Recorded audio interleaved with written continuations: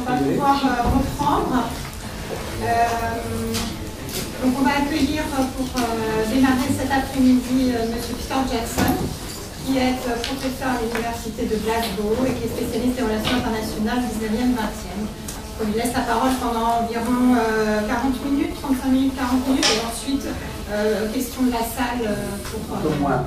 Peut-être un peu moins, d'accord. Merci à tous. Vous pouvez m'entendre avec ce micro, ça marche?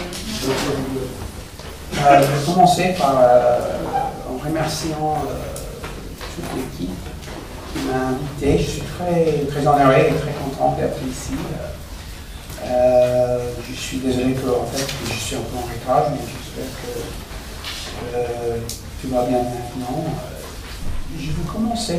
En fait, l'exposé que je vais vous donner, c'est surtout les aspects intéressants du système international et la politique étrangère des grandes puissances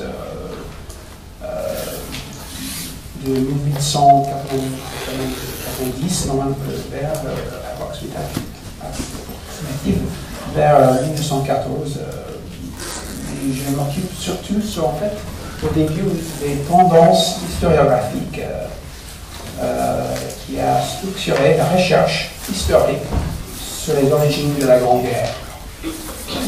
En fait, à mon avis, on peut décerner deux grandes tendances dans l'historiographie. Le premier, c'est des interprétations basées sur l'idée de responsabilité, plutôt de culpabilité. On cherche de déterminer la culpabilité des États ou des décideurs individuels pour l'avènement de la guerre. Et la deuxième tendance, grande tendance, est plutôt structurelle. On cherche les origines de la Grande Guerre dans les structures et processus du système international. Et dans cette optique, s'il faut avoir des responsables, c'est plutôt une responsabilité collective.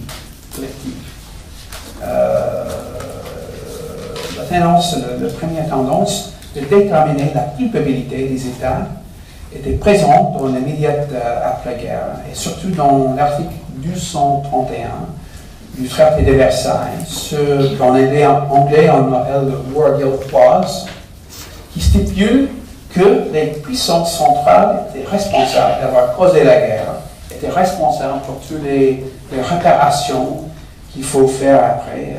C'est la justification, en fait, des réparations qu'on a imposées sur l'Allemagne et ses alliés en 1919.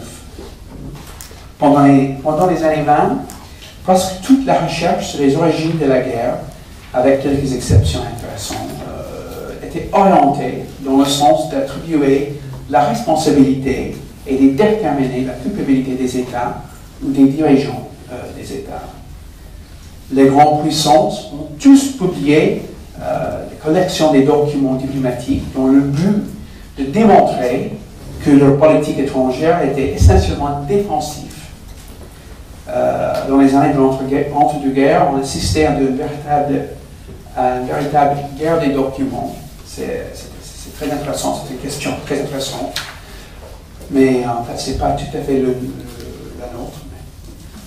Vers la fin des années 30, il y avait, dans la recherche internationale surtout, indiscutablement, une nouvelle tendance de chercher les origines de la guerre dans les structures internationales. Donc, par exemple, quelques thèmes que Maurice Weiss a parlé ce matin: la montée des nationalismes en Europe, la pratique d'impérialisme et surtout la formidable poussée coloniale entre 1870 et 1900, les blocs d'alliance, les plans de guerre des grandes puissances et même les schedules de mobilisation qui avaient construit une véritable machine de guerre en Europe avant 1914. On a souvent dit, en fait, suivant la phrase célèbre de Edward Grey, le ministre des Affaires étrangères britannique en 1914 et pendant la guerre, début de la guerre, que les États européens ont glissé vers la guerre en 1914 et que leur responsabilité était vraiment collective. Vraiment collective. Cette tendance a duré, à mon avis, jusqu'au début des années 1960, et l'émergence d'une nouvelle approche exprimée dans les ouvrages de l'historien britannique Alan Taylor et l'allemand Fritz Fischer. Et je crois que Arndt a déjà parlé ce matin des idées de Fritz Fischer, dont je ne vais pas dépenser beaucoup de temps sur cette question, sur cette problématique. Mais en fait, c'est juste pour dire que pendant les années 60 et les années 70, il y avait aussi une tendance de rechercher les sources de la radicalisation des politiques étrangères des grandes puissances dans les structures intérieures des États. En fait, la radicalisation, c'est tellement pas facile de prononcer en français qu'en anglais, comme moi, en anglophone. La radicalisation des politiques étrangères des États était surtout, en fait, une réaction des mouvements, des événements intérieurs des États. On assiste même de l'émergence d'une interprétation qu'on appelle social imperialism de Bielefeld School en Allemagne. On dit qu'en fait que c'était une manière de projeter les tensions et les difficultés intérieures de l'État allemand à l'extérieur, en suivant une politique impérialiste, expansionniste, belligérante, militariste. Donc, c'est dans ce moment. Et en général, l'accent est toujours sur la responsabilité des élites, et surtout des élites allemandes. Dans cette optique, les chercheurs ont attribué une très grande importance des buts de guerre des différents États belligérants. Le September Programme, par exemple, du programme de septembre du gouvernement allemand en 1914, et les projets intérieurs étaient représentés comme l'évidence de leur aspiration impérialiste et donc leur responsabilité d'avoir imposé la guerre sur l'Europe. En France, on se dispute le caractère des buts de guerre des gouvernements français pendant la guerre. Les historiens, par exemple, les historiens Pierre Rénuvin et Jean-Baptiste Durussel ont insisté sur le caractère essentiellement modeste et limité des buts de guerre français. Mais Georges-Henri Soutou, par exemple, et quelques autres, quelques étrangers, David Stevenson en Grande-Bretagne, n'étaient pas d'accord. La thèse de Soutou et de Stevenson et des autres était que la France avait aussi des buts de guerre territoriales et économiques qui étaient très ambitieux, et on a exigé en fait la destruction de la puissance économique et militaire allemande, et si possible, l'État allemand.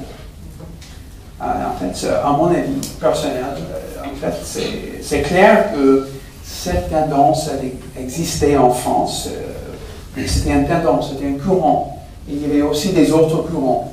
Et c'est difficile de parler des buts de guerre définitifs d'un État. C'est mon avis. La tendance de rechercher la responsable restait dominante dans la recherche historique sur les origines de la guerre jusqu'aux années 90 et la fin de la guerre froide. En fait, c'est pendant la décennie après la guerre froide qu'on voit un retour vers les causes structurelles et systémiques de la guerre de 1914. La recherche et les interprétations sont portées surtout sur le rôle des perceptions et ce qu'on appelle en anglais des belief systems, c'est difficile de traduire en français, essentiellement des systèmes de représentation qui ont établi des grilles, c'est un autre mot qui est difficile de traduire en anglais, dans lesquels en fait, pas grilles, en anglais on dit conceptual framework, un réseau conceptuel pour mieux comprendre la politique internationale et interpréter l'environnement. En fait, on insiste surtout sur l'importance de la course aux armements entre 1904 et 1914. La montée des armements et surtout l'ampleur et la puissance des forces terrestres, des puissances continentales, était l'élément clé pour comprendre la radicalisation des politiques des grandes puissances avant 1914. C'est cette tendance qui reste dominante aujourd'hui, à mon avis. la publication l'an dernier d'un livre par Christopher Clark, historien et professeur d'histoire à Cambridge, avec le titre The Sleepwalkers, est le plus récent et le plus détaillé exemple de cette approche plutôt structurelle. Pour Clark et pour beaucoup d'autres historiens aujourd'hui, les décideurs des grandes puissances sont captivés dans l'engrenage des structures internationales qu'ils ne peuvent pas ni contrôler ni même comprendre. Les structures étaient à la fois extérieures et intérieures. Et c'est intéressant, en fait, c'est la chose intéressante de la recherche la plus récente. À l'extérieur, on avait le système international, avec toutes ces conventions et pratiques. Mais ce système était structuré aussi par la distribution de la puissance militaire et économique parmi les États. On a longtemps, par exemple, considéré que la montée de la puissance allemande était le facteur le plus déstabilisant dans ce système.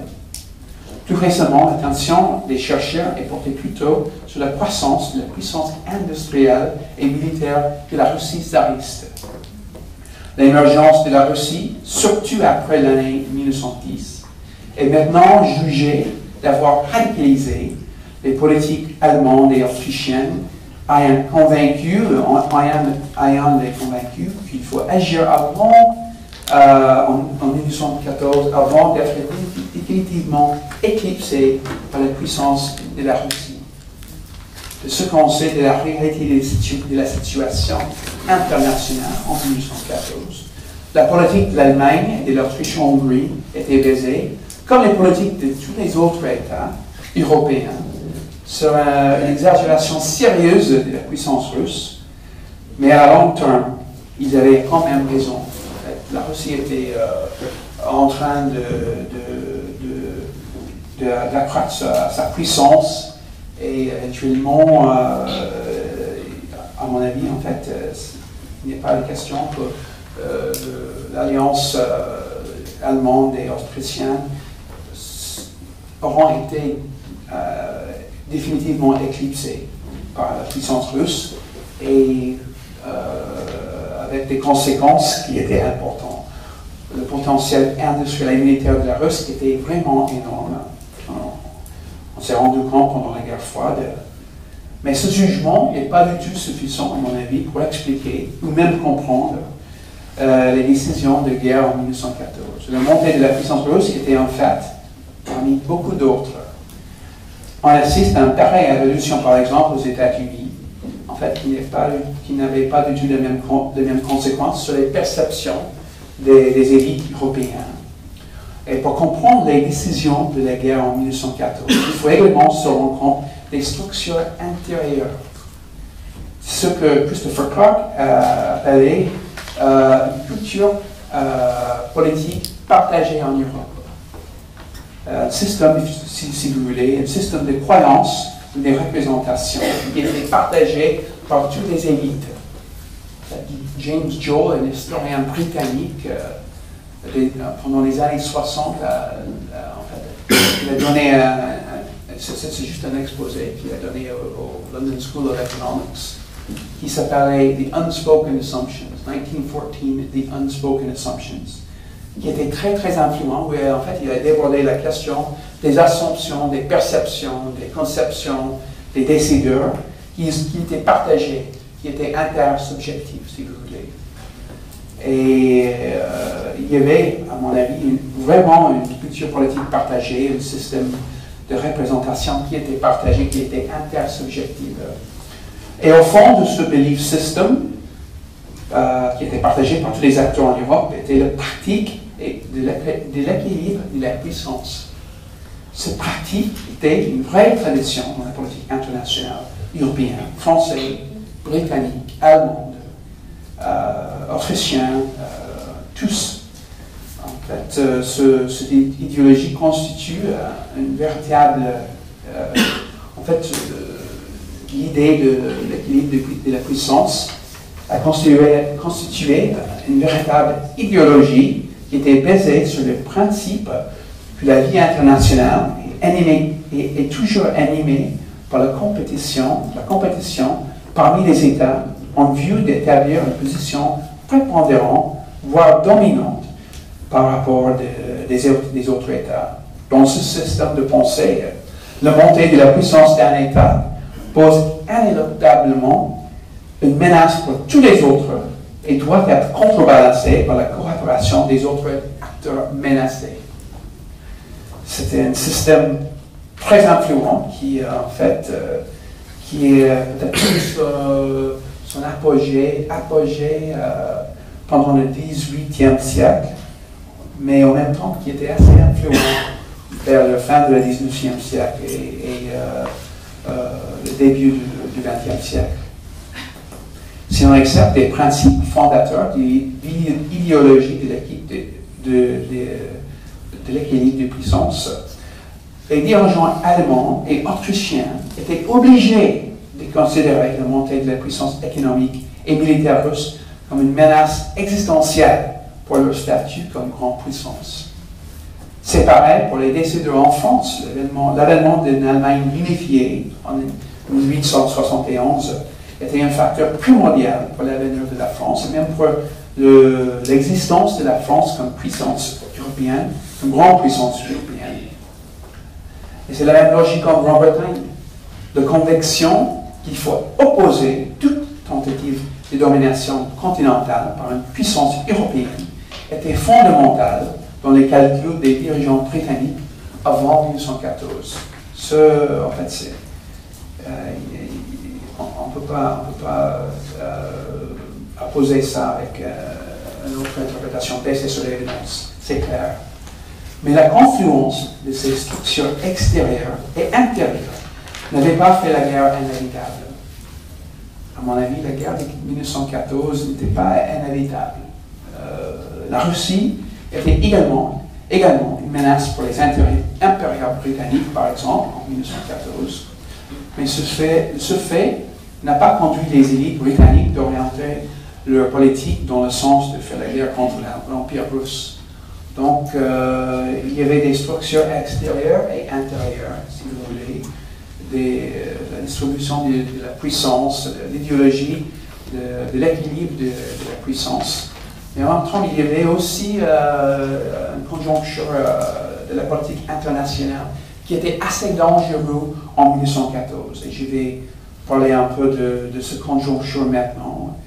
Pour comprendre en fait l'événement de la guerre en 1914, il faut aussi considérer les aspects particuliers des politiques des grandes puissances européennes, leur manière de voir et comprendre leur environnement et leur choix. Et évidemment, on n'a pas le temps aujourd'hui d'analyser toutes les politiques des grandes puissances, mais je vais parler plutôt des grands mouvements du système international entre 1987 et 1917. Et surtout, en fait, le développement, le processus le plus dangereux, un resserrement et un durcissement des alliances adverses entre 1907 et 1914. En 1987, le système politique en Europe, si on peut, en fait, j'ai un petit dessin pour démontrer le changement.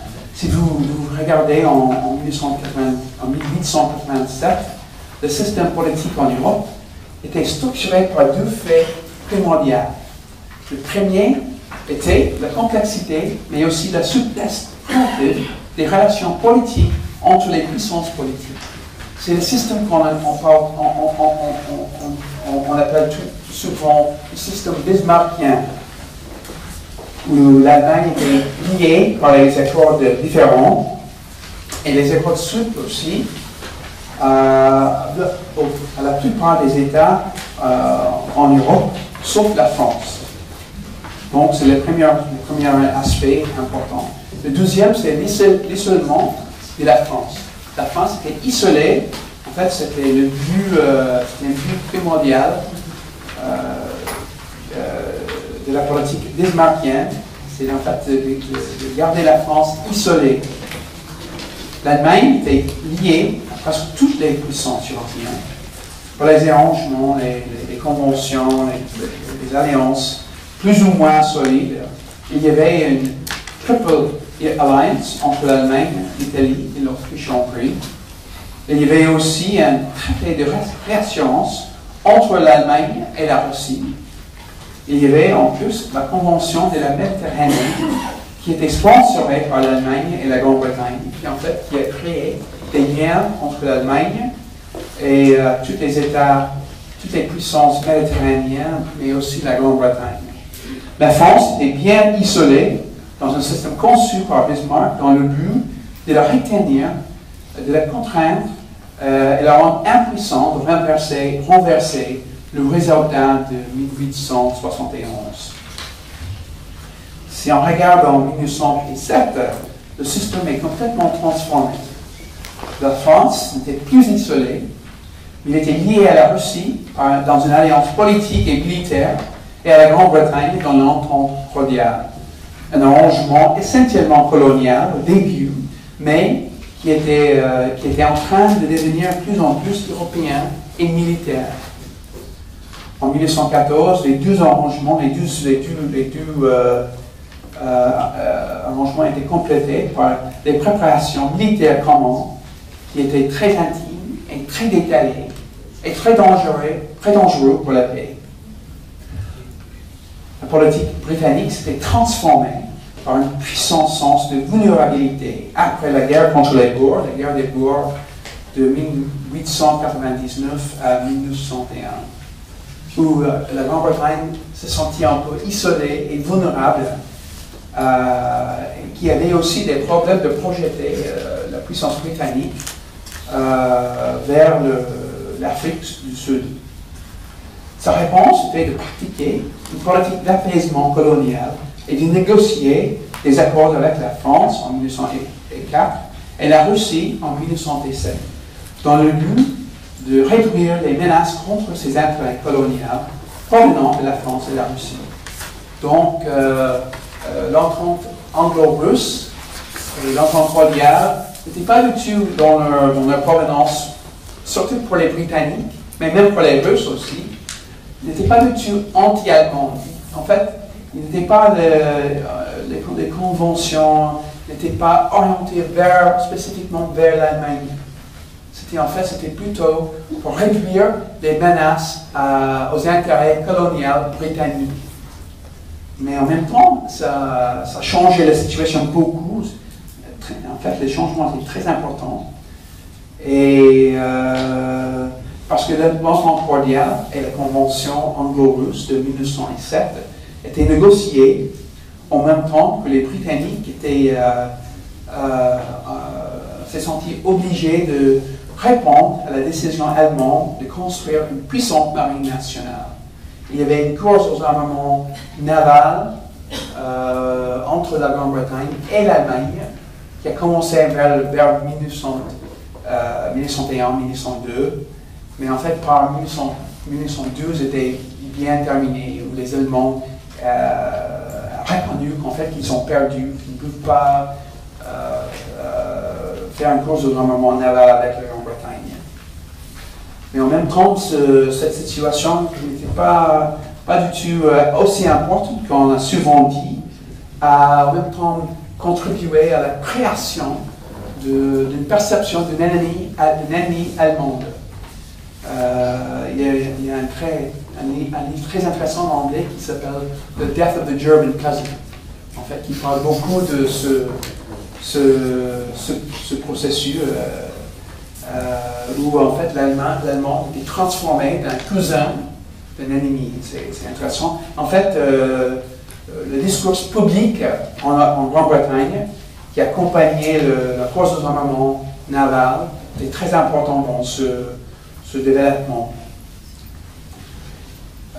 Il y avait en plus des liens solides entre l'Allemagne et la Russie. En 1999, je crois, l'Allemagne a décidé de ne pas renouveler le traité de réassurance avec la Russie. Et en fait, c'était très important parce que ça donnait l'occasion pour la France de faire une alliance avec la Russie. Une alliance qui était née en 1991 et signée avec une convention militaire en 1982, qui a été ratifié en 1994 pendant la visite de tsar à la France. Cette alliance était un facteur absolument primordial pour comprendre la différence de la situation entre 1990 et 1917.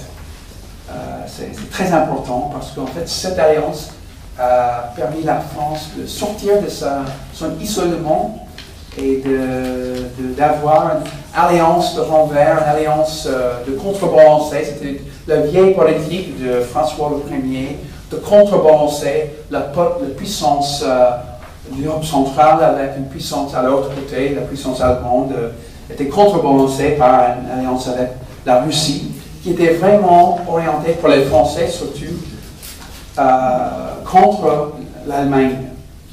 Au début, c'était assez vague. En fait, la convention militaire était très précise, mais les conditions qui va déclencher l'opération de l'Alliance de l'assistance militaire n'étaient pas du tout très claires. Et pour la plupart des années, jusqu'au 1912, la France était claire que les questions volcaniques ne vont pas du tout une guerre contre l'Allemagne, une guerre européenne. Et c'est juste après 1912 qu'en fait on assiste à un changement dans l'attitude du gouvernement français vers l'Alliance russe, et c'est intéressant. Et c'est le sujet aussi d'un débat historiographique très intéressant. Et j'en ai parlé dans quelques instants. Une autre transformation essentielle était le changement dans la focalisation, le centre de gravité de la politique russe, politique étrangère russe. Avant 1904, la Russie s'était préoccupée surtout de la poursuite de ses intérêts en Asie. Cette poursuite a accentué en fait les points de tension, les difficultés entre les empires russes et britanniques. On parle souvent du Great Game dans l'Afghanistan entre les Russes et les Britanniques. Mais la guerre russo-japonaise de 1904-1905, dans laquelle la défaite russe était suivie par une révolution, a beaucoup changé la situation. La Russie n'avait plus pour l'instant la capacité de projeter sa puissance vers la Chine et l'Inde. En fait, la Russie est disparue un peu de l'équilibre européen. Elle était en train de réaliser ses ressources. C'était très important parce qu'elle a changé beaucoup la situation en Europe. Parce qu'en fait, après, la Russie a commencé de restaurer sa puissance, sa capacité d'agir. En fait, l'attention, focalisation de la politique russe était plutôt en Europe et surtout sur les Balkans. C'est très important parce que c'était dangereux, parce que les Balkans étaient aussi une région qui était très importante pour l'Autriche-Hongrie.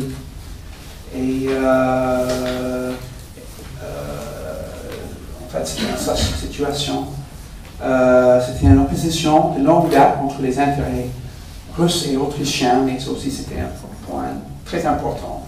L'Allemagne a donc se trouvé dans une situation d'isolement relatif dans laquelle son seul allié, l'Autriche-Hongrie, était menacé par la montée des nationalismes, surtout dans les Balkans. Et la Russie était, c'est le fait essentiel, très active dans ce processus en fonction de son statut comme grand patron du mouvement pan-slave dans les Balkans. La situation s'était rendue encore plus dangereuse par le fait que, après les crises de Bosnie en 1908-1909 et Agadir en 1911, les décideurs français étaient de plus en plus résolus de renforcer l'alliance russe.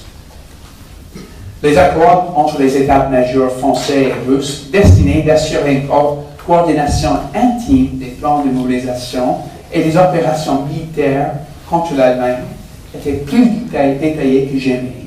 Après une série de conférences en 1912 et 1913, on parle dans la littérature récente de balkanisation d'alliance franco-russe. C'était politique, cette balkanisation d'alliance franco-russe qui était pratiquée par Raymond Poincaré comme premier ministre des Affaires étrangères en 1911 et 1912, et par Alexandre Mitterrand, qui était ministère de la guerre dans la même époque, et par le général Joffre et l'état-major de l'armée française, qui était en fait donné à l'Alliance franco-russe une vraie ampleur qui n'a pas existé avant. Et on parle souvent, il y a deux livres qui donnent beaucoup d'importance de cette balkanisation de l'Alliance franco-russe. Il y a un par un Allemand qui s'appelle Stefan Schmidt et un autre par Christopher Clark que j'ai déjà mentionné. Ces deux livres, en fait, tous les deux, en fait, avancent une interprétation plutôt structurelle, mais en même temps, ils donnent beaucoup d'importance au fait que c'était les Français qui ont poussé les Russes de suivre une politique ferme vers l'Autriche-Hongrie dans le Balkan en 1913 et surtout en 1914. Et comme on le sait, Raymond Poincaré était en Russie pendant la crise de juillet. Et en fait, si je n'ai pas le temps d'élaborer toute leur argumentation, c'est intéressant parce qu'en fait, la plupart de leur sources, de leur argumentation est basée sur les sources russes. En fait, les sources russes qui étaient disponibles depuis les années 20 et qui, en fait, la plupart étaient utilisées par les communistes français pour attaquer Raymond Poincaré, comme Poincaré la guerre. Et en fait, ils sont un peu, comme on dit en français, resurrected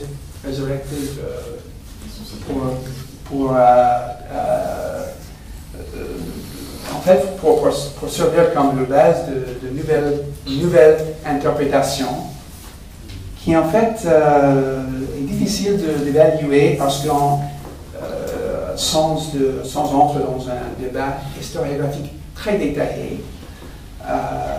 Pas mal des sources russes sont assez tendancieuses.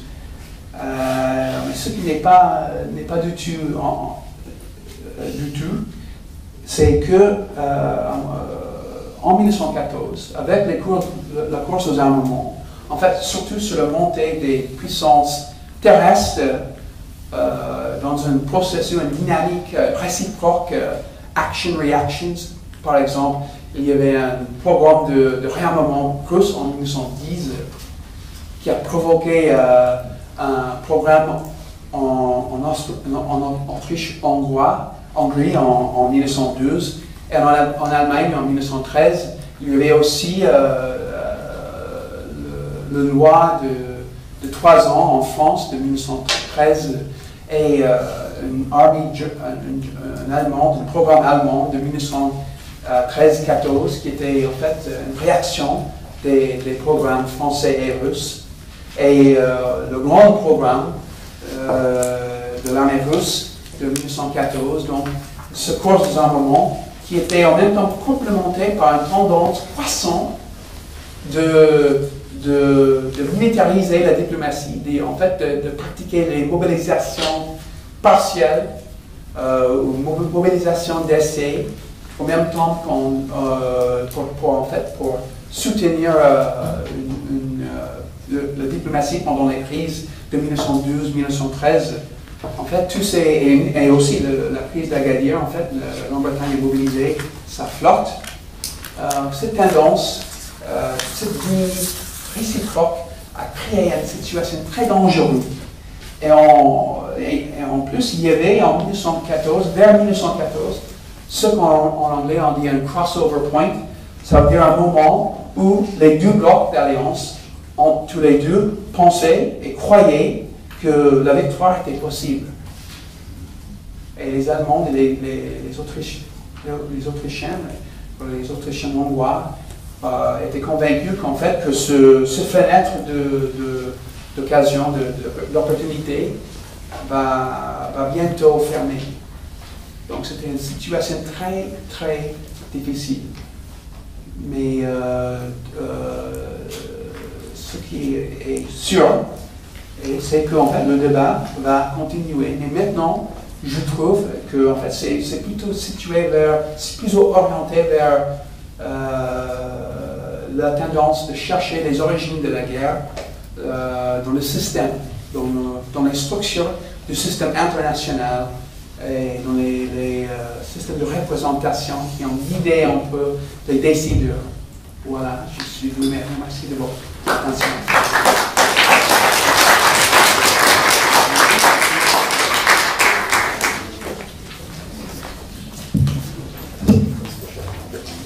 Merci beaucoup, Monsieur Jackson. J'en profite, j'ai pas fait ce matin pour Monsieur Arvadrich, mais je remercie tous les intervenants qui viennent et parlent en français, alors que c'est pas leur langue originelle. Et je remercie beaucoup de cet effort que moi-même personnellement je ne serais pas capable de réaliser. Donc voilà, je vous remercie beaucoup.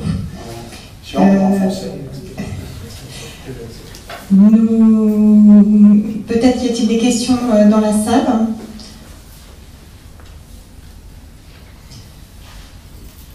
Je n'ai pas parlé des idées de Fritz Fischer parce que je crois que tu as déjà débordé ces questions, mais en même temps, je ne veux pas dire qu'ils sont complètement dépassés, mais pour le moment, le débat s'oriente vers une autre problématique.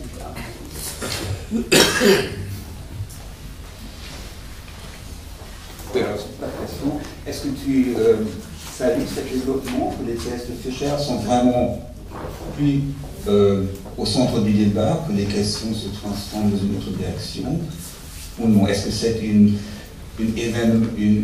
un développement libérateur du débat historique international, ou c'est plutôt regrettable? C'est difficile à dire. Évidemment, tous ces développements sont libérateurs, mais chercher en fait les dynamiques radicalisantes d'une politique étrangère dans la situation intérieure d'un État est toujours une problématique importante, à mon avis. Donc, et aussi, je crois que le comportement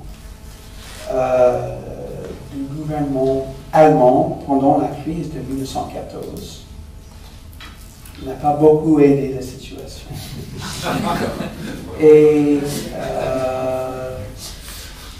ce qui est intéressant, c'est qu'en fait,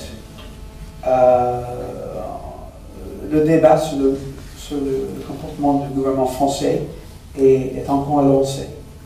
En fait, tous les débats des années 20 se reproduisent en fait. Ça, je trouve intéressant. Et ça peut être un peu régressif, je ne sais pas. Je trouve ça très intéressant quand même. Ce livre de Schmitt, de Stefan Schmitt, est très, très détaillé. C'est un ouvrage très sérieux qu'il faut lire, mais je ne suis pas convaincu. Comment se fait-il qu'on ait surestimé à ce point la puissance russe aux alentours de 1910, 1911, 1912? C'était quand même un pays qui était considérablement en retard par rapport à l'Allemagne, par rapport aux autres pays industrialisés. C'est à chaque fois on parle justement de ce danger russe, l'Allemagne qui pense que la fenêtre de tir est... Comment se fait-il qu'il y ait une surestimation ou Ou est-ce qu'il y a sur l'estimation ou pas de la puissance russe? Ok. En fait, la Russie, c'est un pays énorme. Et c'était difficile de collecter des renseignements sur la puissance soviétique pendant la guerre froide. C'était encore plus difficile de collecter le renseignement fiable sur la puissance russe. Même qu'en fait, il y avait des officiers français attachés aux unités de l'armée russe. C'était très difficile de centraliser tous les renseignements sur l'armée russe. Aussi, en fait, il y avait un vrai essor industriel en Russie, mais le problème, c'était en fait que ça prend du temps de transformer une croissance industrielle en puissance militaire. Et en France et en Allemagne, par exemple, ce décalage n'était pas à la même ampleur. En fait, c'était pas tellement long de décalage entre la croissance de la puissance industrielle et la croissance de l'armée en France et en Allemagne. Et en fait, ils étaient des États plus modernisés, à mon avis. C'est une question qui vaut plus de recherche. Mais si je peux rajouter un tout petit mot, j'en dirai un mot demain à propos de l'armée russe. L'armée russe, à la veille de la Grande Guerre, elle est dans une situation tout à fait paradoxale. Parce que c'est la grande vaincue de 1905, mais en même temps, et on identifie très bien les causes de la défaite de 1905, notamment des erreurs considérables de commandement, mais en même temps, elle est en plein renouvellement entre 1905 et 1914. Vous avez toute une série de réformes vigoureuses et relativement rapides qui la font changer profondément. Et donc, c'est l'histoire du verre moitié plein, moitié vide. Qu'est-ce que je juge dans l'armée russe? Je juge l'armée défaite de 1904-1905, ou je juge l'armée qui est en plein essor, en plein renouvellement de commandement, de doctrine, d'armement, etc. Et comme le disait Peter, pour que toutes ces réformes aboutissent, il faut du temps. Et le paradoxe, c'est que la Grande Guerre surprend l'armée russe en plein bouleversement. Et effectivement, c'est ce qui fait sa fragilité, mais vous verrez quelques chiffres que je vous donnerai demain, fragilité qui comprend aussi une dimension force au moins apparente, qui est aussi extrêmement importante. Alors, les journaux français de l'époque vont insister sur cette deuxième dimension, sur la dimension rouleau compresseur russe. Bon, mais je crois que dans notre métier d'historien, il ne faut pas être téléologique, et il ne faut surtout pas juger cette armée russe de 1914 à l'aune de ce qu'elle est en 1917. Vous voyez, l'armée russe de 1914, ça n'est pas, si vous me permettez d'être un peu cavalier, si je peux dire, ça n'est pas d'Admiote non plus. Quoi, hein. Il y a aussi un autre aspect, je crois, existait un autre aspect de cette question, c'est qu'en fait que les Russes ont prêté des idées et des pratiques, en fait des structures d'organisation de la France et de l'Allemagne, donc il y avait naturellement une tendance de dire ah bah, ça va aller. En fait, ils s'adaptent et en fait ils vont créer une armée dans l'image de la nôtre. Donc tout va bien. Donc, est-ce que pour mon psychologique, je pense que parce que les Russes prêtent des idées et des structures de nous, qu'en fait, ils vont succéder de moderniser leur étude militaire. Oui, bonsoir, Bernard Cornu. Vous avez parlé des perceptions de capacité de victoire, notamment chez les Allemands, dans une fenêtre de temps précise. Vous n'avez pas parlé des perceptions de vulnérabilité dans les gouvernements et les états-majors. Sur plusieurs points, le pétrole, bon, parce que c'est la période de conversion de la chauffe au fioul, les torpilles, puisque les Allemands développaient massivement la production de torpilles, ils étaient en avance là-dessus. Le canal de Suez et aussi les risques financiers, qui ont quand même pas mal aussi agité les gouvernements à l'époque. Il faut admettre que je ne suis pas un grand expert de l'armée allemande. Donc,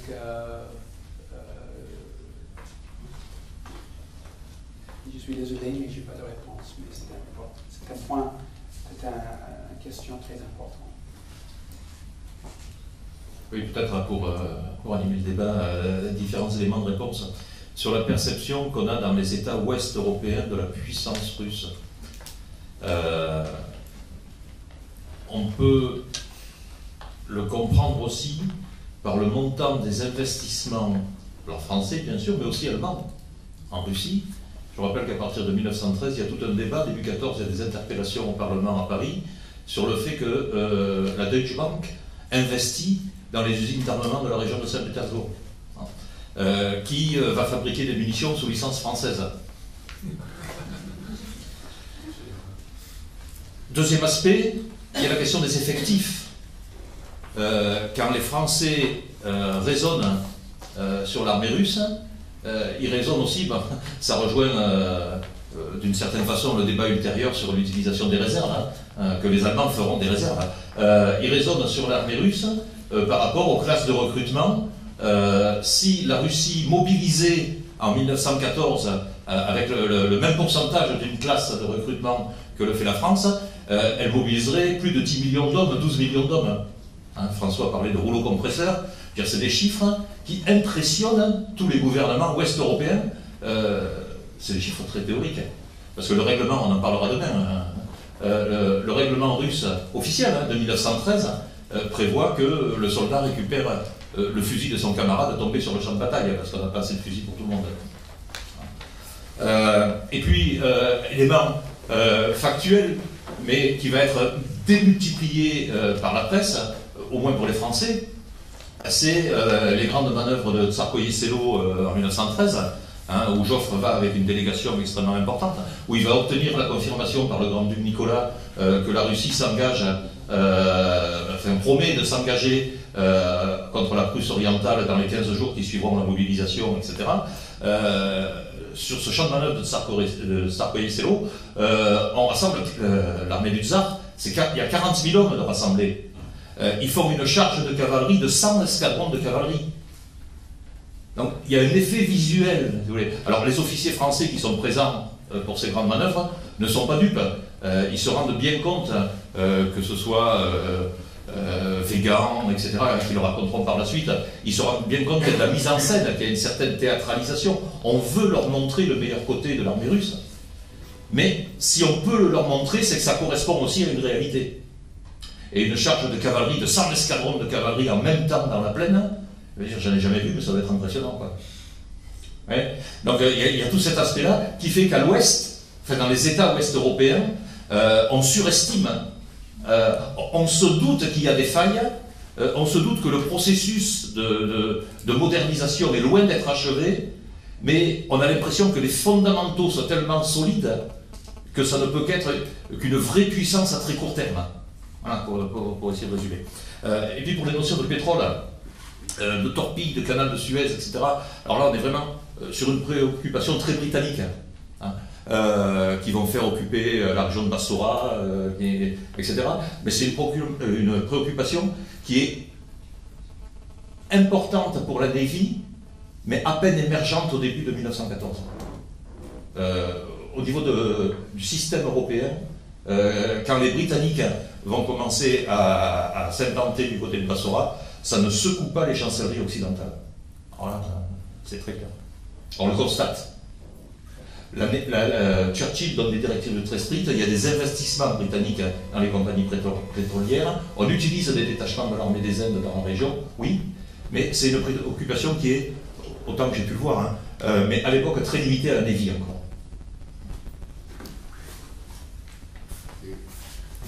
déclaration dit sera définitivement occupée par les Britanniques. Oui, oui. Définitivement. Et ça révèle une intention très antérieure. Oui, non, mais les titres et les commentaires de la presse de l'époque, les titres et les commentaires de la presse de l'époque, je ne parlerai pas de celle d'aujourd'hui, avant-hier soir, on était en guerre contre la Syrie. Le 3 août, le 4 août, pardon, un journal du matin parisien, le titre Les Cosaques à 3 étapes de Berlin. Hein. C'est vrai que ça commence à émerger, mais c'est un sujet émergent. Et en mai, il publiait dans le journal britannique, la revue pétrolière, la Mésopotamie, un nouveau Bakou. Bien sûr. En mai. Oui. Non, mais. Mais 14, hein, oui, non, mais. Un sujet, une thématique, un problème qui est levé 2 mois avant un conflit, en pratique n'a pas d'effet sur le conflit. Un règlement qui est publié 1 an ou 2 ans avant le conflit, en pratique il n'a pas d'effet sur le conflit. Il faut du temps, il faut que les idées imprègnent l'esprit des décideurs, et si certains spécialistes peuvent avoir un peu plus de nez que les autres parce qu'ils connaissent mieux les dossiers et commencent à poser des questions, ça ne veut pas dire qu'au niveau des chancelleries, au niveau des ministères des Affaires étrangères, au niveau des ministères de la guerre, au niveau des chefs de gouvernement, les problématiques sont effectivement prises en compte. Guillaume II, il a signé en 1999 la convention du principe pour exploiter le pétrole le long du chemin de fer. Il a dit ne forcez pas l'armée allemande, enfin l'armée turque ottomane à être avec nous, etc., avant que le chemin de fer arrive à Konya, etc. Oui, et bon, c'était déjà dans les têtes des stratèges, déjà dans Titzel, le chef de l'Institut géologique autrichien, austro-hongrois, il est allé en 87 là-bas, explorer tous les pétroles. Donc c'est vraiment des choses qui sont un peu mieux connues maintenant et qui, à mon avis, ont été importantes dans les intentions de Bucer. Je pense que c'est un débat qui est très intéressant. On vous laissera en débattre entre vous plus tard ou à la pause café. Est-ce qu'il y avait encore une dernière question peut-être pour Peter Jackson avant de passer à l'intervention sur les manuels? Non? Bon, eh bien, très bien. Alors, merci Monsieur Jackson.